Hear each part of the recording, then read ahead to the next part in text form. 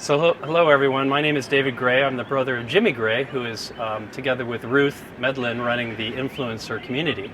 I'm very excited to be here in Cincinnati today. My profession is that I run a mid-sized advertising marketing communications agency in Stockholm, Sweden.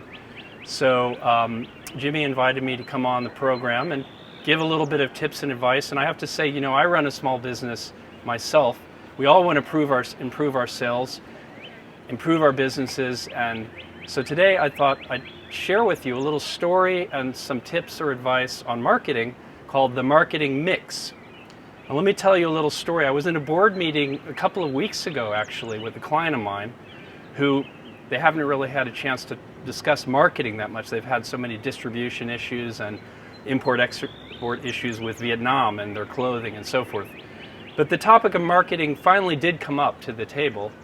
And they said, David, you're our expert on marketing. What should we do? We need to do more marketing. We need to do more marketing. And I said, hang on, guys.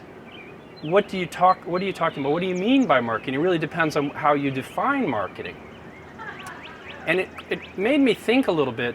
I had to kind of go back into the classroom myself because I have an MBA in marketing, of course, and I work with marketing issues every day, but I'm mainly working with branding. I'm a writer by profession. So it made me think a little bit, what are they talking about? So I went back into the classroom, and I'm going to take you all a little bit into the classroom today, and hopefully you can reflect upon a few of these elements and use them in your business.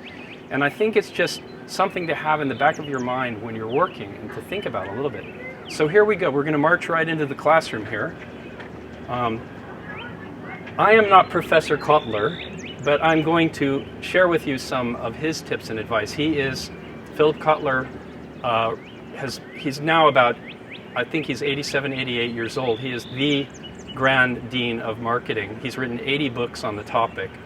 And I think he wrote a book called Marketing Systems or Marketing Management or something like that. One of his iconic books has been used in classrooms through many years. And anyway, he's a really good guy. Northwestern University in Chicago, the Kellogg School of brand management, which is one of the top ones dealing with branding and marketing. So I want to share with you I'm just repeating what Philip Kotler said really, and you can find other videos you'll find a lot of stuff online on this, so this is nothing unique that I've come up with. But he really boiled marketing down, I think it's really interesting, into four components, which he called the 4 Ps, as I have them here: product, price, place, and promotion. And the funny thing is, a lot of people try to make marketing very complicated, and they say, I can't be just 4 things, it's got to be other things. And through the years, people have said, oh, you have to add people, you have to add process, you should have other things. And there's also a thing called the 4 Cs, which I'll share with you, which is kind of an interesting take on this topic. But he basically said that marketing is really the whole process of bringing goods and services to market, okay? So it's really about having the right product at the right price in the right place and promoting it in the right way. It sounds very simple, okay?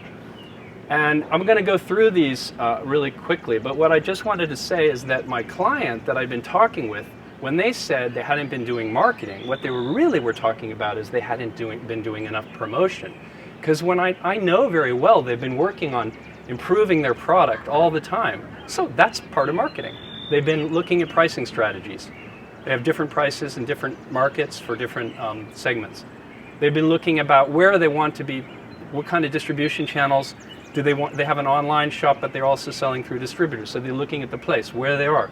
And finally, what they needed to work on more was promotion. But the thing is, today, I don't know if you've noticed this in your small businesses, but everybody's talking about social media, Facebook, Pinterest. We need to be on that. And they're spending 60, 70% of their time. I mean, look at us. We're doing a film right now because we want to be more visible. That's good. But that's promotion, okay? That's promotion. There's nothing wrong with that, okay? But when Mr. Kotler talked about product, you might say, well, I'm a consultant. I work in services. I don't have a product. My product is the service. Well, he's including services with product, okay? And he's also including packaging, of course, which is very important. Pricing strategies, place, and promotion. Let me just give you an example. I brought with me an interesting little thing. Here, I'm sure I understand one of you is in the candle business and in creating remarkable experiential, engaging experiences with candles, but I thought it was interesting that this candle right here is a $15 Yankee candle, okay? And this is a little Glade candle by a private company, Canadian, I think, or Johnson, the Johnson family. It's just a family-owned company. They've actually put a little packaging thing over it to kind of give. This one was about $2, and this is about $15, okay? And it's interesting. This product, and I think you can get them in boxes, and they tell their story on the box. They really romantic. So that they're really dealing with the product, different scents, different fragrances, different features, etc., and also how you package it, of course. This one, $2 version, maybe it would be $1.50 if they didn't put this little packaging on it to give it a little bit of an added flavor. But anyway, two candles. They probably cost very similar to produce. Maybe this costs a little bit more, but if you had exactly the same comparable candles, you can see that this one is positioning its price at a much higher level. And where is it being sold? The place of the Yankee candle, of course, as I understand it, they have their own shop, their own boutiques or chains where you can go in and have a really more of a Yankee candle. This is sold at Kroger's, so that's a completely different thing. And the reason I bring this up is that I only bringing this up because I think it's really important that we don't get too obsessed on promotion. Because everybody thinks, I need more I have people coming to me all the time and saying, I need more PR, I need more branding, I need more promotion. I said, what about your product? Oh yeah. And then I realized it might be a consultancy that should be thinking about packaging different levels of service and pricing those at different levels and using the whole marketing mix in a more intelligent way. So I think it's just very important to have this kind of helicopter view, and I just wanted to share with you this very basic thinking about marketing and the marketing mix, because I think it can be helpful to have a little bit of a helicopter view. Now, I promised Jimmy to do a couple of other short videos on getting more into promotion and branding, and this isn't only branding because the product, of course, is a branding. And I can tell you, I saw a video the other day in which a guy was saying, you should be focusing all your effort on the product. And this is more like e-commerce people that, in Silicon Valley startups, that they obsess about their product. They obsess about the buttons and bells and whistles, everything to make the customer experience online easier, to make it more experiential, everybody wants a more experiential brand. And I understand one of you in the group here is already doing that with this incredible experiential candle thing. So you're already differentiating yourself from a lot of the others, which is great. But I think you just need to think a little bit about your pricing. If you're a consultant, do you charge the same price for everything? I had this problem. We tried doing differentiated pricing. So for a more basic thing, you charge a little less. For a more medium, you charge a little more. And for an exclusive, you charge even the highest price. Just like the airlines do when you fly on an airline. They have differentiated pricing, because when you add those prices up, you could maybe increase your margin and your average price point higher. And pricing, there are pricing strategists. I've actually helped or worked with a guy who's an expert in pricing.